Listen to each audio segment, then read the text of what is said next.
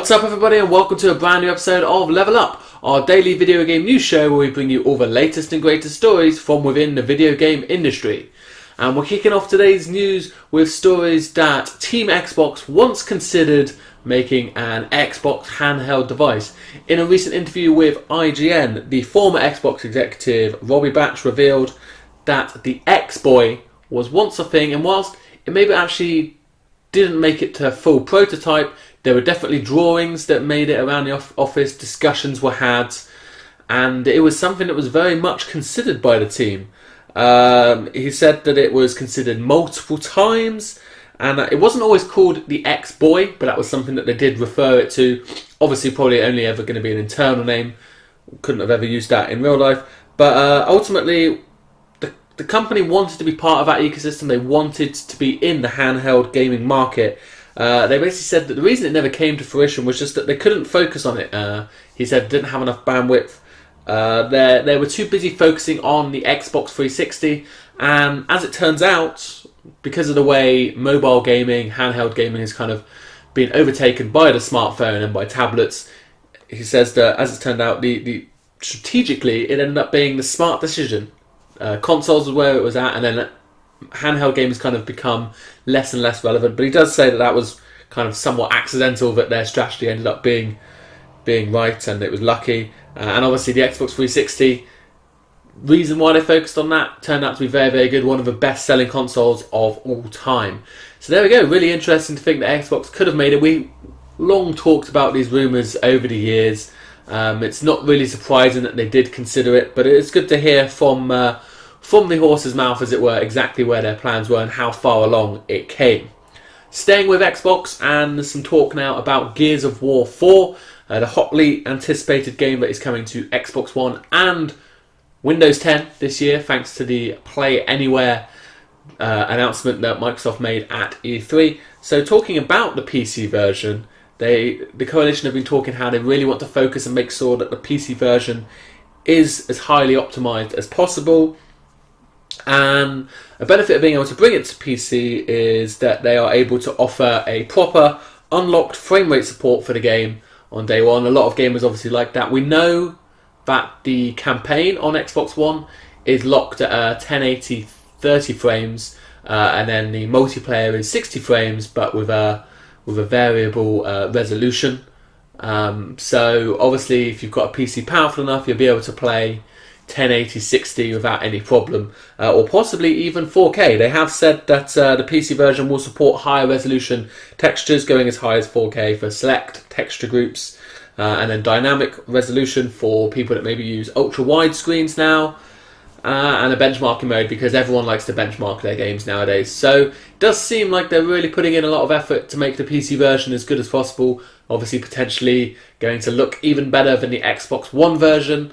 But don't be surprised that by working on this, it means that a 4K version will be available for Project Scorpio when it comes out in 2017. We'll move on now to a game that we've talked about quite a lot and everyone's talking about right now, and that is Pokemon Go. So the game's now been out for just about 2 weeks. In certain jurisdictions, okay, the UK it's been a bit more recent, but I've had the game pretty much 2 weeks now. And a gentleman in the US has claimed that he has already caught every Pokemon available in the game, with a slight caveat that he's caught every Pokemon that is available in America, and which is actually available in the game, because there's been talks that there's certain Pokemon that are region locked. So for example, they've said that Mr. Mime apparently is exclusive to Europe. Genghis Khan is apparently exclusive to Australia and New Zealand, and Farfetch'd is region locked to Asia. In addition to that, Ditto, Articuno, Moltres, Zapdos, Mewtwo and Mew have all not yet been released in the game. They're obviously the legendaries of the game. So in fact, he hasn't actually caught all 151, he's caught more like 142. But in order to do this, he's caught over 4,000 Pokemon, hatched over 300 eggs, and walked in excess of 150 kilometers in 2 weeks. So it's a pretty dedicated effort, it have to be said. I think I've caught about 80 Pokemon, different Pokemon so far. So I'm just over halfway, and I feel like I've played the game a fair bit, but obviously not as much as this guy. There was always going to be a couple of people that are hugely dedicated to this game. He did say he hasn't actually said if he's spent any real world money on it, but by the sound of it, he did say sounds like he's maybe bought so many egg incubators in order to hatch that many eggs, if we think about it logically. But he did say basically the only thing he would spend money on is egg incubators and healthy or good walking shoes. So there we go. If you were hoping to be the first to catch them all, you're out of luck, but you're still potentially in the chance to be the first one to get all 151 when they eventually kind of release these Pokemon to worldwide and release all the extras into the world. So moving on, is it possible that cross-play gaming is very close to being a real thing? We've talked about this many times before, about being able to play multiplayer across Xbox and PlayStation. So Rocket League have been talking recently, and they have said that they have proposed a cross-network play between Xbox One and PS4, and that it's actually complete, and it could be up and running in as few as a few hours, but they still require Sony's approval. Microsoft have already said that they would be happy to do it if they wanted to, so basically given its approval. So that's something that is really interesting to see. But we talked about it, I can't remember, a few months ago when it was first doing its rounds on the internet on the Game of the Week show, but it appears now that games are really actually kind of setting up the infrastructure for it. In addition to Rocket League, CD Projekt Red have been talking about how that their new card game, Gwent, the Witcher card game, want that to be cross-play as well on PS4 and Xbox One. They're keeping their fingers crossed for Rocket League to pave the way, is what they've said. So really interesting to see that this could be a thing coming forward. I really hope that it does become a thing, because it just gets rid of the walls, the boundaries that are put up at the moment by people that want to buy. People are led to buy consoles because that's where their friends are. So a lot of people bought PS4s this time round, moved over from Xbox because that's where all their friends were and that's where they wanted to play. But then if they enjoyed playing the games like Halo and Gears of War, then they've kind of had to sacrifice that in order to play multiplayer games with their friends. So really interesting to see that potentially, obviously this is still going to have to be on a game-by-game basis, and obviously it'll be a lot more complicated for certain games than it is for other games.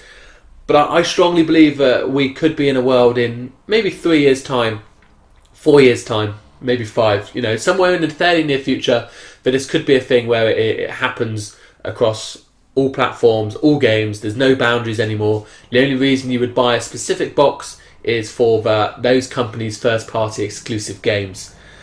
Hopefully, anyway, that would be the ideal world for gamers anyway, and it's good to see that games like Rocket League are trying to, as CD Projekt Red put it, pave the way for this change to the infrastructure. And the final news item of today is revolving around FIFA 17. We know that after I think it's been a 5-year stay, Lionel Messi is no longer going to be the cover star for FIFA 17. As it's turned out, EA have probably timed it quite well, because obviously his name has been in the news quite a lot recently. He was found guilty of tax evasion, tax fraud in Spain, and got a prison sentence. Obviously he won't actually have to serve time because it's under the 24 months that they require for you to actually sit inside a jail cell. So the 21 months will effectively be suspended. But even still, that's kind of bad PR, and EA have kind of timed it now that the contract had naturally ended anyway, and they've moved on. So they went to what they do on their NHL games, their Madden games. They have a cover vote, and this year it has been won by the German Marco Reus, who plays for Borussia Dortmund. He won a majority of the 3 million votes, which doesn't sound like that many considering how many people are excited about FIFA, but he beat out the likes of Anthony Martial, James Rodriguez, Eden Hazard, and so yeah, that's going to be your cover star for this year. We've talked about this before. I'm not quite sure how much cover stars matter now. I think they matter less and less as people move to the digital world, but it is still carries some importance. Obviously, a stake of pride for that individual, obviously, to be the cover star for the game. So that's who you'll be looking for on your FIFA 17. Obviously, looking forward to FIFA 17 with its new features, its new kind of career story mode that it's going to have this year, which is now actually pretty close, coming out in just a couple of months. So really looking forward to that. We'll have loads of FIFA Let's Plays on this channel, don't you worry. So that's it for today's news. Thank you very much for stopping by, everyone. Let me know what you think. Would you have ever played an Xbox handheld? Are you excited for cross-play across your PS4, Xbox One? Will you be picking up Gears now on the PC due to its unlocked frame rates and 4K resolution? Let me know all your comments down below, and also let me know how many individual Pokemon you've caught. But for now, thank you very much for watching, everyone, and I will see you all next time.